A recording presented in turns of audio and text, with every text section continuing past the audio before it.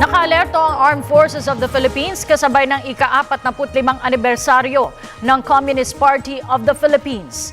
Ang ulat mula kay Waywaya Makalma.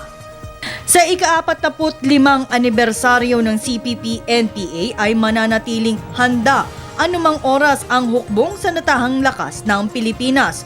Ngayong ipinapatupad ng pamahalaan ang Suspension of Military Operation o SOMO laban sa mga rebeldeng komunista.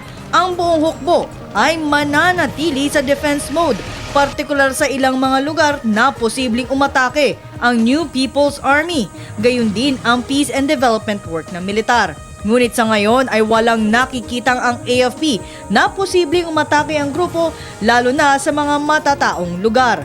Ayon kay Lieutenant Colonel Ramon Zagalang, AFP Chief Public Affairs Office, ang grupong NPA ay patuloy ang pagsasagawa ng mga gulo sa tuwing panahon ng Pasko at Bagong Taon. Isang noong December 23 ay may isang sundalo ang pinagbabaril ilang araw bago ipatupad ang SOMO.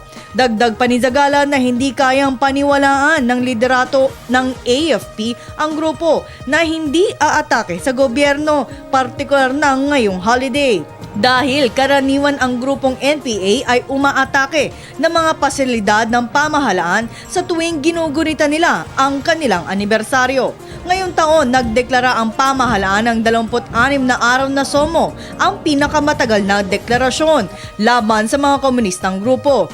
Ngunit 6 na araw lamang nagdeklara ng tigil putukan ang CPP-NPA.